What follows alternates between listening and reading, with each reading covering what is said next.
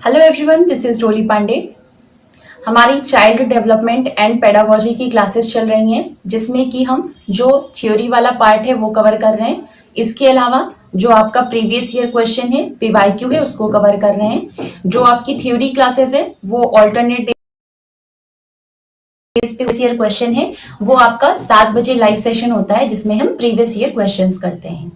जब आपकी 1000 मेंबर्स की ये जो एड अचीवर्स की फैमिली है वो कंप्लीट हो जाएगी, उसके बाद आपका जो चाइल्ड डेवलपमेंट एंड पेडागोजी वाला सेशन है, इसको हम लाइव स्टार्ट कर देंगे हमारे सब्सक्राइबर्स के लिए। मतलब कि उसमें जो कमेंट्स है वो सिर्फ जो सब्सक्राइबर्स होंगे वो कर पाएंगे। तो जिनको लाइव क्लास करनी होगी उनको 1000 मेंबर्स होने का वेट करना पड़ेगा। तब तक आपको ये चाइल्ड डेवलपमेंट एंड पेडागोजी का थ्योरी वाला पार्ट है, पेपर 1 एंड पेपर 2 के लिए, वो आपका ऑल्टरनेट डेज पे आपको मिलेगा। बाकी लाइव सेशन जो होता है वो सारे बच्चों के लिए होगा, प्रीवियस ईयर क्वेश्चन जो है। ठीक है, चलिए हम अपनी क्लास स्टार्ट करते हैं। आज का टॉपिक है हमारा factors affecting growth and development. हाँ, एक और आपकी इंफॉर्मेशन है, जो बच्चे केवीएस पेडागोजी की प्रिपरेशन कर रहे हैं उन बच्चों के लिए 4 यूनिट तक कंप्लीट करा दिया गया है। अगर आपको कंप्लीट करना है तो फिर आप के लिए ये प्लेलिस्ट में डिस्क्रिप्शन बॉक्स में डाल दूंगी, आप जाकर के वहां पर चेक कर लीजिएगा। ठीक है, तो अब हम आज की क्लास हमारी स्टार्ट करते हैं। जो हमारा आज का टॉपिक है वो है factors affecting growth and development. मतलब कि वृद्धि और विकास, इन दोनों को प्रभावित करने वाले कारक कौन कौन से हैं। मतलब कि कौन कौन सी चीजें ऐसी हैं जिस पर ग्रोथ और डेवलपमेंट ये दोनों डिपेंड होते हैं। पहली चीज, वृद्धि का जो कुछ भी हमारी बॉडी में जो वृद्धि होती है या फिर जो ओवरऑल डेवलपमेंट होता है, विकास होता है, ये दोनों चीजें किन किन चीजों पर डिपेंड करती हैं। तो इसको समझने के लिए दो भाग में इसको डिवाइड किया गया है, दो ब्रॉड कैटेगरीज में डिवाइड किया गया है।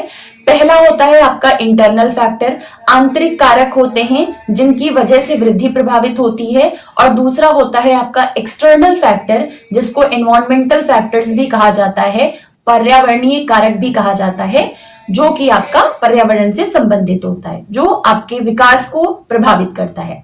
ठीक है, तो जो ग्रोथ है वो मेनली आपका इंटरनल फैक्टर्स पर डिपेंड करता है। मतलब कि कुछ ऐसी क्वालिटीज होती हैं, कुछ ऐसी कैरेक्टरिस्टिक्स होती हैं जो कि आपको जन्म से ही मिलती हैं, जो जन्मजात विशेषताएं होती हैं, जिनकी वजह से वृद्धि प्रभावित होती है या फिर जिनकी वजह से बच्चों की वृद्धि होती है, वो आपके इंटरनल फैक्टर्स कहे जाते हैं या फिर आंतरिक कारक कहे जाते हैं।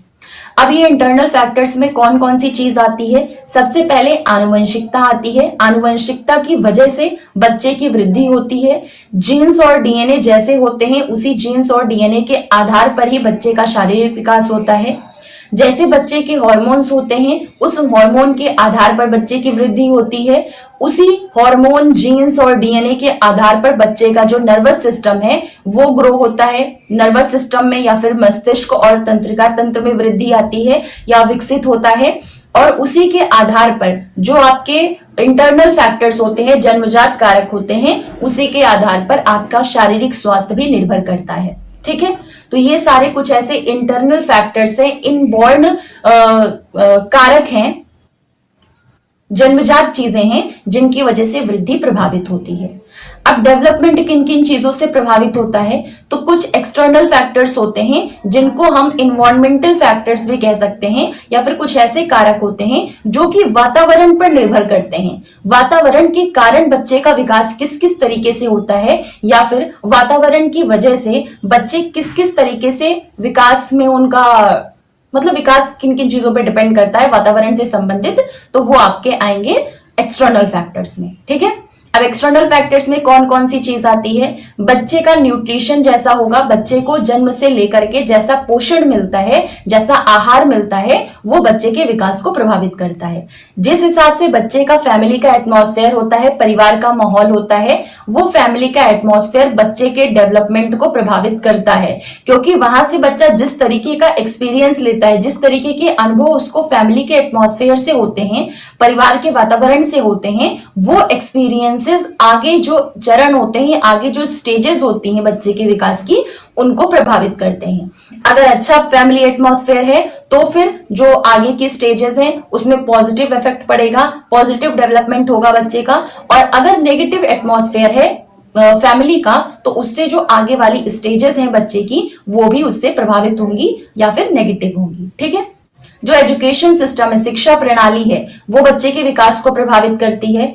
जिन सेम एज के ग्रुप्स के साथ बच्चों की फ्रेंडशिप होती है या बच्चे फ्रेंड्स बनाते हैं, उन फ्रेंड्स का भी प्रभाव बच्चे के विकास पर बहुत हद तक पड़ता है। जो उनका सोशियो इकोनॉमिक स्टेटस होता है, सामाजिक आर्थिक स्थिति होती है, वो बच्चे के विकास को प्रभावित करती है। जिस तरीके की पेरेंटिंग स्टाइल होती है वो बच्चे के विकास को प्रभावित करती है। बेसिकली आपका जो पेरेंटिंग स्टाइल है वो कह सकते हैं आप पेरेंटिंग शैली जो है उसको हिंदी में आप पेरेंटिंग शैली बोलेंगे। तो 4 प्रकार की आपकी जो पेरेंटिंग स्टाइल है वो होती है। ठीक है। तो उसको भी हम जैसे ही हमारे फैक्टर्स कंप्लीट होंगे तो हम इसको भी पढ़ेंगे कि वो 4 टाइप की जो पेरेंटिंग स्टाइल है वो कौन कौन सी है।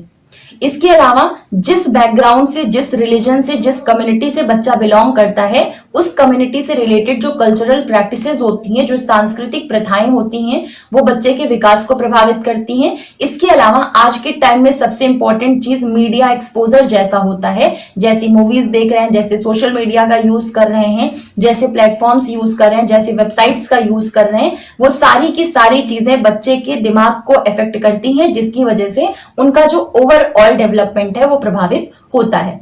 तो ये सारे कुछ ऐसे एक्सटर्नल फैक्टर्स हैं जो बच्चे के विकास को प्रभावित करते हैं, और ये कुछ इंटरनल फैक्टर्स थे, इंटरनल चीजें थी जिनकी वजह से, इंटरनल चीजें मतलब ये हमको दिखाई नहीं पड़ती हैं, ये सारी चीजें आंतरिक होती हैं या जन्म से ही डिसाइडेड होती हैं, इससे हम किसी तरीके को चेंज नहीं कर सकते हैं। तो ये इंटरनल फैक्टर्स है जो बच्चे के विकास और वृद्धि को प्रभावित कर रहे हैं, और ये एक्सटर्नल फैक्टर्स है जो कि विकास और वृद्धि को प्रभावित कर रहे हैं। ठीक है। आप नॉर्मली बोलो तो कुछ ऐसे भी कह सकते हो, इनबॉर्न फैक्टर्स होते हैं और इन्वायरमेंटल फैक्टर्स होते हैं, या फिर आप कह सकते हो इंटरनल फैक्टर्स होते हैं या एक्सटर्नल फैक्टर्स होते हैं। ठीक है। तो इस तरीके से ये दोनों चीजें, इंटरनल और एक्सटर्नल फैक्टर्स, दोनों मिलकर के बच्चे के विकास और वृद्धि को प्रभावित करते हैं। अब 1 बाय 1 देखते हैं। सबसे पहले देखते हैं इंटरनल फैक्टर्स किस तरीके से बच्चे के विकास और वृद्धि को प्रभावित करते हैं।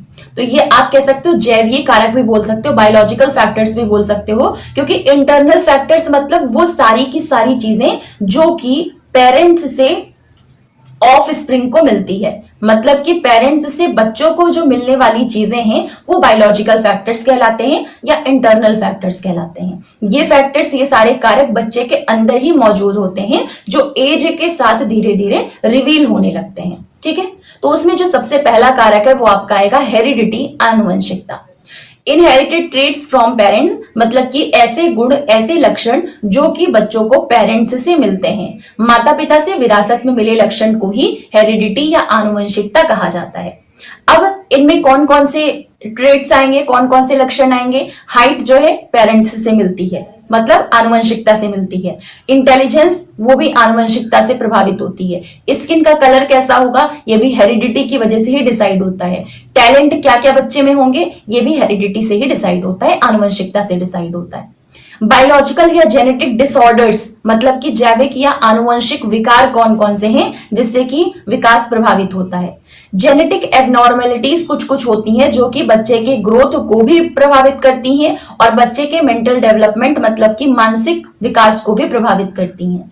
वो कौन कौन सी जेनेटिक एबनॉर्मेलिटीज हैं या फिर आनुवंशिक असामान्यताएं हैं जो कि बच्चे की वृद्धि और मानसिक विकास को प्रभावित करती हैं, जैसे कि डाउन सिंड्रोम और डॉर्फिज्म। अगर बच्चे की हाइट नहीं बढ़ रही है या फिर बच्चे की हाइट कम है या बच्चे की हाइट बहुत ज्यादा बढ़ जा रही है, ओवर हाइट हो रही है, तो ये सारी की सारी चीजें उसके बायोलॉजिकल डिसऑर्डर की वजह से होते हैं।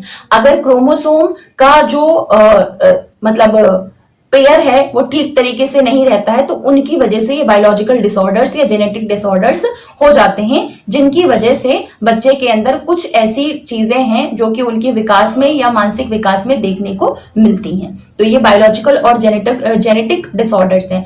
आपका ये क्वेश्चन डायरेक्ट पूछा जा सकता है कि इन सारे, आपको 4 ऑप्शन दे दिया जाएगा, A, B, C और D, 4 ऑप्शन पूछा जाएगा। इस 4 ऑप्शन में आपका एक क्वेश्चन होगा जिसमें कि पूछा जाएगा इन सब में से इंटरनल फैक्टर क्या हैं, बच्चे के विकास और वृद्धि को प्रभावित करने वाले इन सारे कारकों में से इंटरनल फैक्टर कौन सा है, जिसमें आपको स्कूल दे दिया जाएगा, फ्रेंड्स दे दिए जाएंगे या फिर पीयर इन्फ्लुएंस दे दिया जाएगा। ठीक है। इसके अलावा आपको कल्चरल प्रैक्टिसेस दे दी जाएंगी, और एक आपको दे दिया जाएगा हेरिडिटी। हेरिडिटी के अलावा जो मोस्ट कंफ्यूजिंग चीज होती है, हार्मोन भी आपको दिया जा सकता है ऑप्शन में। तो यहाँ पे वो कौन सा इंटरनल फैक्टर है जो कि बच्चे के विकास और वृद्धि को प्रभावित करता है, तो स्कूल आपका इन्वायरमेंटल फैक्टर है, एक्सटर्नल फैक्टर है।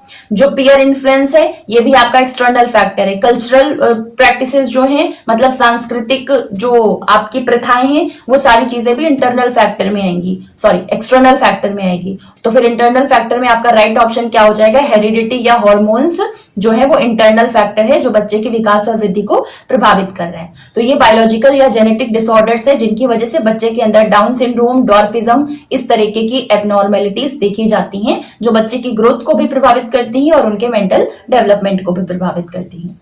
ठीक है, हार्मोनल फैक्टर्स किस तरीके से बच्चे की वृद्धि को प्रभावित करते हैं।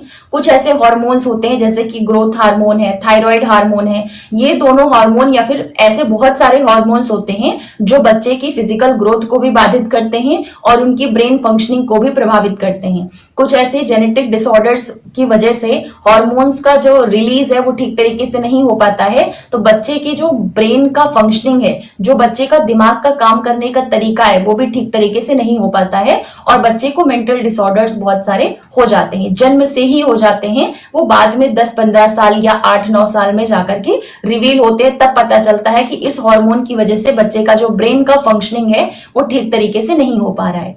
ठीक है, तो कुछ ऐसे ग्रोथ हार्मोन है। ग्रोथ हार्मोन अगर बहुत ज्यादा रिलीज हो रहा है तो ओवर हाइट हो जाएगा बच्चा। अगर ग्रोथ हार्मोन कम रिलीज हो रहे हैं तो फिर बच्चे के अंदर डॉर्फिज्म जैसी चीजें देखी जा सकती हैं, मतलब उनकी हाइट जो है वो छोटी रह जाती है। तो ये किसका असर है, हार्मोन्स का असर है। और हार्मोन्स कौन से फैक्टर में आएंगे, इंटरनल फैक्टर में आएंगे। तो वृद्धि हार्मोन, थायराइड हार्मोन, ये ऐसे हार्मोन है जो बच्चे की शारीरिक विकास और मस्तिष्क के कार्यों को प्रभावित करते हैं। अब बात करते हैं कि फिजिकल हेल्थ किस तरीके से बच्चे के विकास को प्रभावित करेगी। अब इसमें आपका एक चीज ध्यान रखिएगा, फिजिकल हेल्थ में दो चीजें आती हैं। कुछ फिजिकल चीजें ऐसी, फिजिकल हेल्थ से रिलेटेड चीजें ऐसी होती हैं जो आपको जन्म से ही डिसीज दे देती हैं, और कुछ फिजिकल हेल्थ में डिसीजेस ऐसी आएंगी जो आपको इन्वायरमेंट की वजह से प्रभावित करेंगी।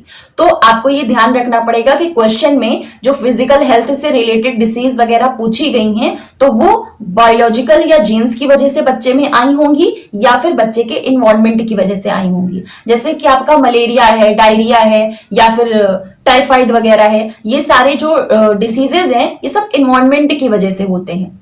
और कुछ ऐसी डिसीजेज होती हैं जो कि बच्चे को जन्म से ही पेरेंट्स के जीन्स के थ्रू ही मिल जाती हैं, उनको डीएनए से ही मिलती हैं।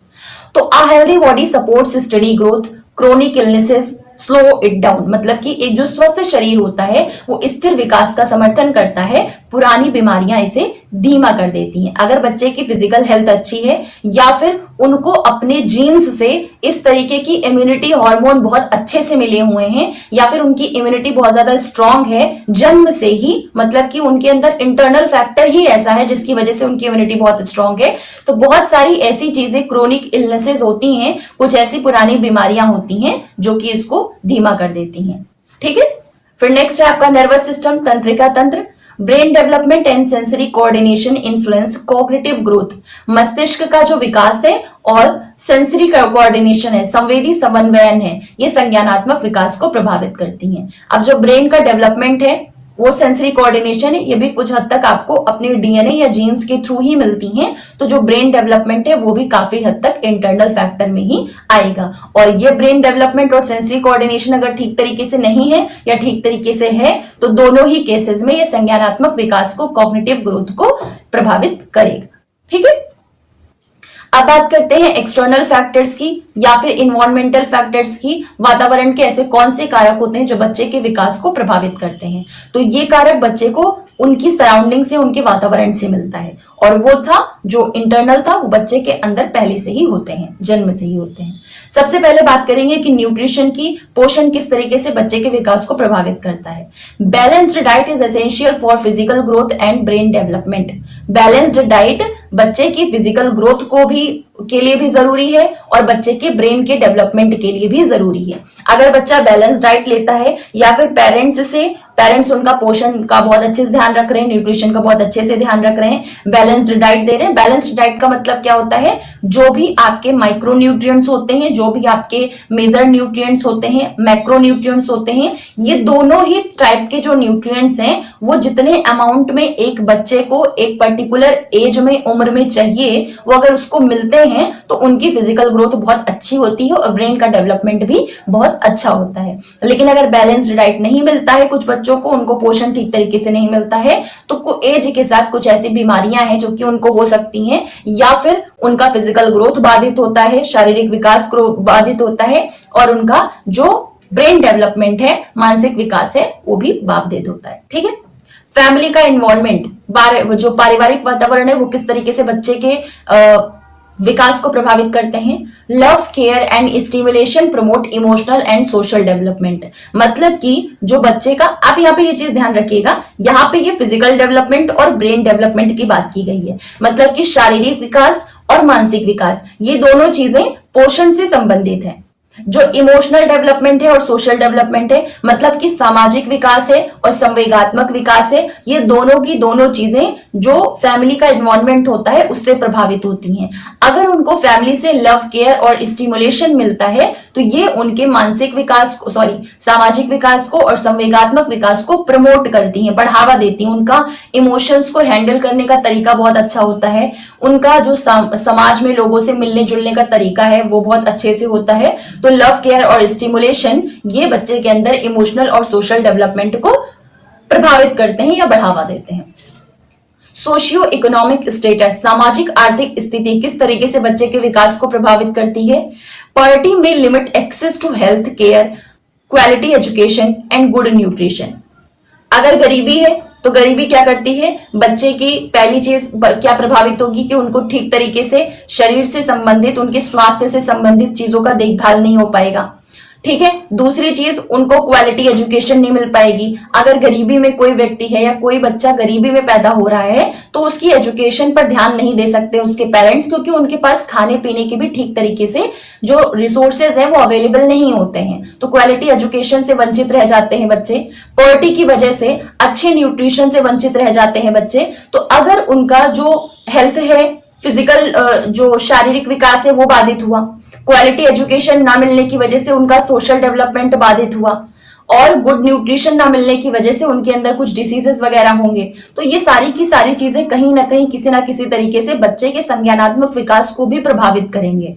तो इस वजह से जो सामाजिक आर्थिक स्थिति होती है वो बच्चे के विकास को प्रभावित करती है। अगर बच्चा किसी, मतलब ऐसा जरूरी नहीं है कि पॉवर्टी में पैदा हुआ हर एक बच्चा क्या नाम है का कॉग्निटिव डेवलपमेंट नहीं होगा या फिर उसका सोशल डेवलपमेंट नहीं होगा, पर एक हद तक कह सकते हैं एक्सेप्शन में लोग हो सकते हैं जो पॉवर्टी के बावजूद बहुत अच्छा कर जाते हैं अपनी लाइफ में, हर तरीके का विकास उनका होता है।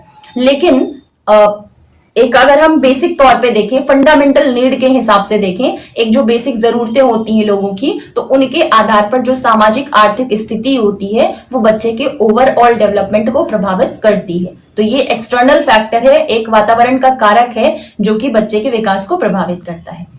एजुकेशन एंड लर्निंग, शिक्षा और सीखना, ये भी बाह्य कारक में आएगा, बाहरी कारक में आएगा। Schooling shapes intellectual and moral development, schooling क्या करती है, स्कूली शिक्षा क्या करती है, बौद्धिक और नैतिक विकास को आकार देती है। तो इसका राइट ऑप्शन क्या हो जाएगा, जो एक्सटर्नल फैक्टर है, एनवायरमेंटल फैक्टर है, मतलब कि शिक्षा और सीखना, ये दोनों की दोनों चीजें कहां से मिलती है, बच्चों को स्कूल से मिलती हैं। तो स्कूल से मिल रही है, मतलब स्कूली शिक्षा बच्चे के बौद्धिक विकास को भी आकार देती है और उनके नैतिक विकास को भी आकार देती है, इसलिए उनकी एजुकेशन और लर्निंग बहुत जरूरी है। और इसके अलावा ये ऐसे एनवायरमेंटल फैक्टर्स है, वातावरण के कारक हैं जो कि बच्चे के विकास को प्रभावित करते हैं, और ये कहां से मिलते हैं, उनकी सराउंडिंग से मिलते हैं। कल्चर और रिलीजन, संस्कृति और धर्म, ये किस तरीके से विकास को प्रभावित करेंगे।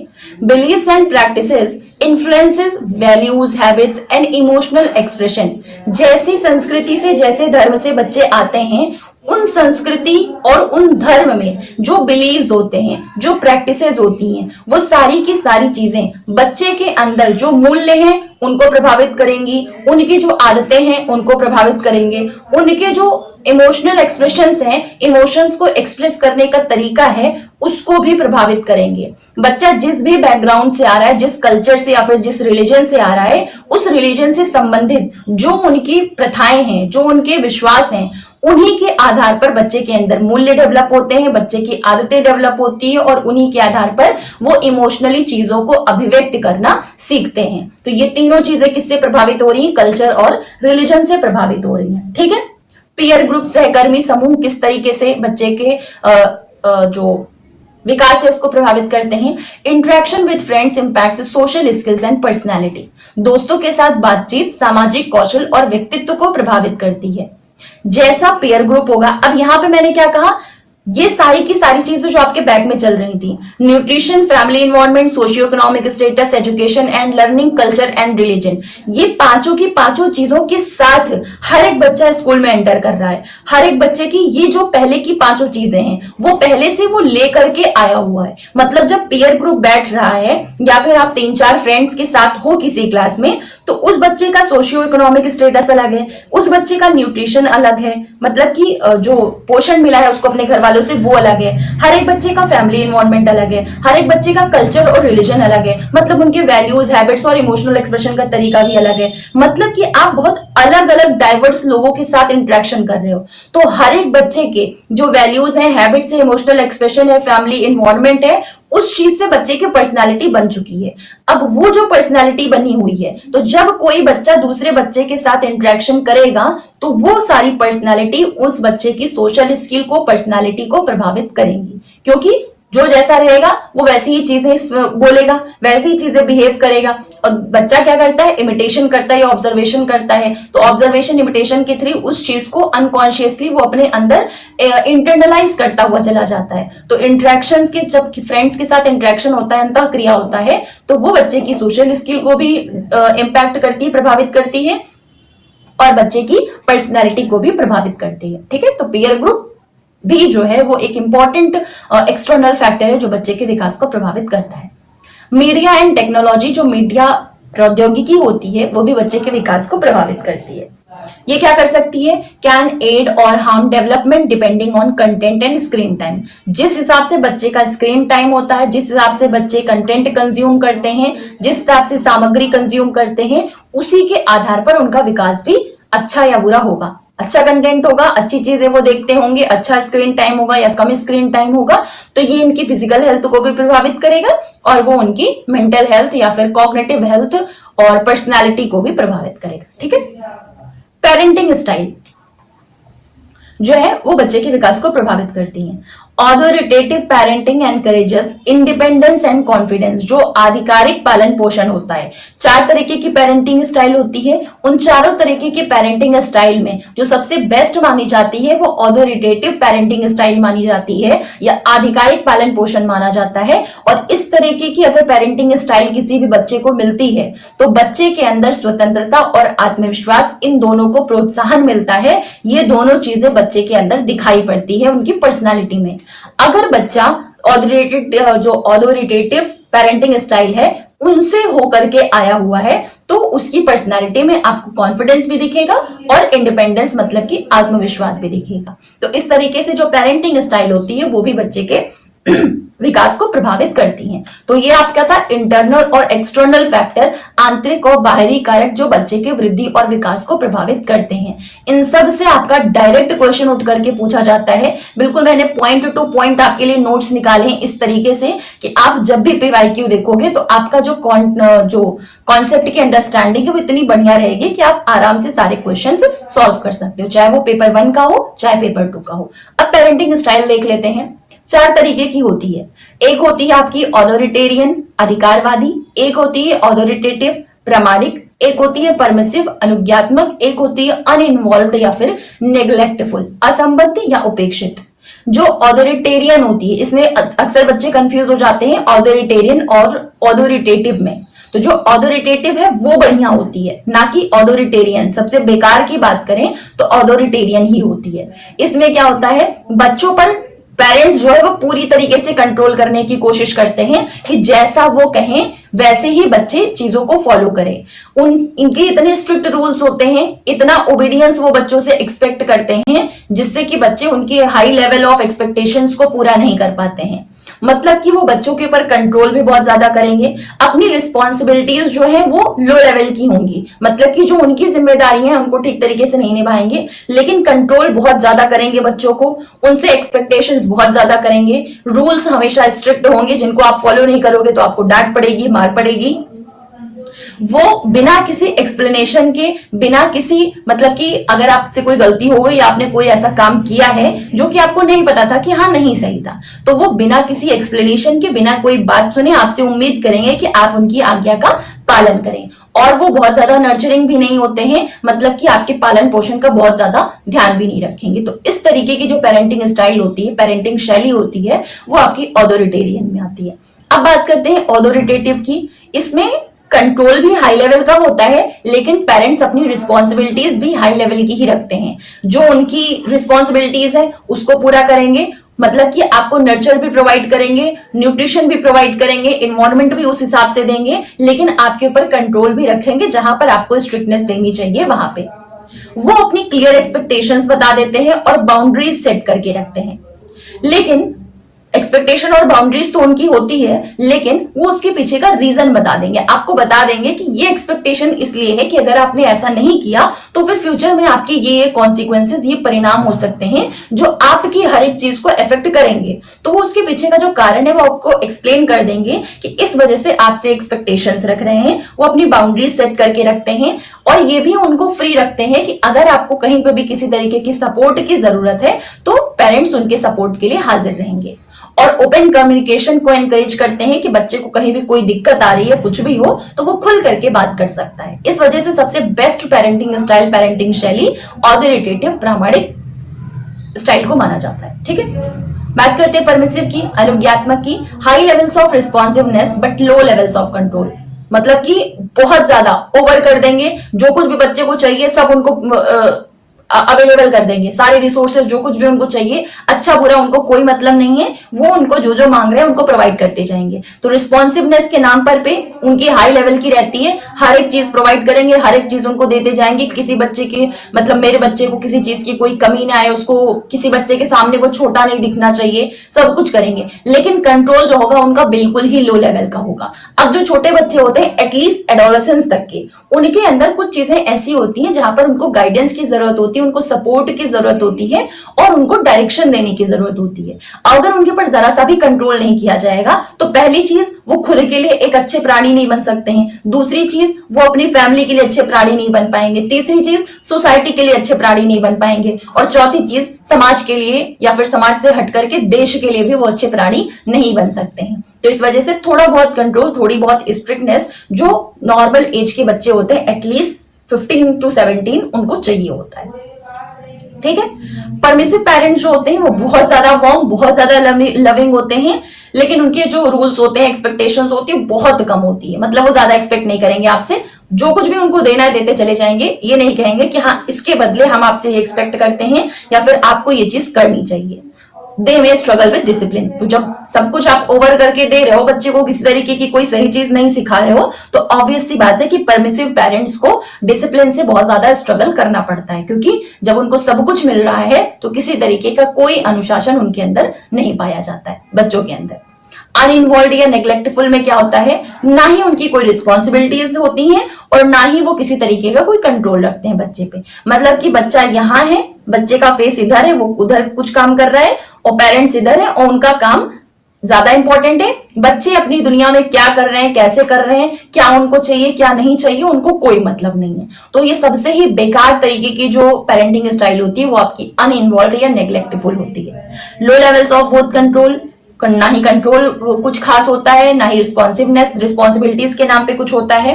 ये अनइन्वॉल्व पेरेंट्स आप नाम से ही समझ सकते हो कि इतने ज्यादा नेग्लेक्टफुल होते हैं कि अगर किसी तरीके की इमोशनल सपोर्ट की बच्चों को जरूरत पड़ेगी तो इमोशनली उनके लिए अनअवेलेबल रहेंगे, लिटिल गाइडेंस प्रोवाइड करेंगे, किसी तरीके का कोई सपोर्ट नहीं देंगे, और ये सारी चीजों की वजह से जो बच्चे का भविष्य है वो बर्बाद हो जाता है, खुद के लिए भी और बाकी चीजों के लिए भी, ठीक है। तो इस तरीके से जो 4 पेरेंटिंग स्टाइल है वो आपकी बताई गई है, जिसमें सबसे बेस्ट जो माना गया है वो आपका ऑथोरिटेटिव माना गया है, प्रामाणिक, ठीक है। आई होप आपको समझ में आ गया होगा, ठीक है। अब ग्रोथ और डेवलपमेंट के फैक्टर्स के बेसिस पर कुछ की कॉन्सेप्ट हैं जो आप सीटेट के याद रख सकते हैं कि ग्रोथ और डेवलपमेंट इन दोनों को ही प्रभावित करने वाले जो कारक हैं वो इंटरनल और एक्सटर्नल दोनों होते हैं। मतलब कि आंतरिक और बाहरी कारक, इन दोनों ही कारकों की अंतः क्रिया की वजह से, कॉम्प्लेक्स इंटरेक्शन की वजह से, जटिल अंतः क्रिया की वजह से बच्चे का ग्रोथ और डेवलपमेंट प्रभावित होता है। मतलब दोनों ही प्रभावित करेंगे, दोनों का ही इंटरेक्शन प्रभावित करेगा। आप एग्जैक्टली नहीं बता सकते हो कि किस तरीके का इंटरनल एक्सटर्नल फैक्टर यहाँ पे काम कर रहा है। इंटरनल फैक्टर तो बहुत सारे ऐसे होते हैं जिसको आप समझ सकते हो कि हाँ ये डीएनए या जीन्स या इन सब चीजों की वजह से हो रहा है, पर इंटरनल फैक्टर्स भी वहां पर कहां पे इन्वॉल्व है, किस हद तक इन्वॉल्व है, ये आप नहीं समझ सकते हो, ठीक है। तो दोनों का कॉम्प्लेक्स इंटरेक्शन की वजह से ही ग्रोथ और डेवलपमेंट बच्चे का होता है, प्रभावित होता है, ठीक है। हम ऐसा नहीं कह सकते कि केवल एक फैक्टर है जो कि काम करता है, क्योंकि ये दोनों के दोनों लगातार इंटरेक्ट करके बच्चे के विकास और वृद्धि को प्रभावित करते हैं। तो ये आपके की कॉन्सेप्ट थे सीटेट से रिलेटेड, ठीक है। ठीक है, आज की क्लास में आपका इतना ही, जहां पे हमने इंटरनल और एक्सटर्नल फैक्टर्स देखे कि बच्चे के विकास और वृद्धि को प्रभावित करने वाले दोनों कारक कौन से हैं। दूसरा हमने देखा पेरेंटिंग स्टाइल कौन सी होती है, कौन सी बेस्ट होती है, आपके जो क्वेश्चंस भी आएंगे वो कौन से रिलेटेड किस तरीके के पूछे जा सकते हैं। तो ये था हमारा आज की क्लास। अगर वीडियो आपको पसंद आई है तो लाइक करें, शेयर करें, सब्सक्राइब करें। अगर आपके कोई क्वेश्चन है तो आप कमेंट सेक्शन में डाल सकते हैं और टेलीग्राम ग्रुप पे आप जुड़ सकते हैं। तो मिलते हैं नेक्स्ट वीडियो में। Thank you.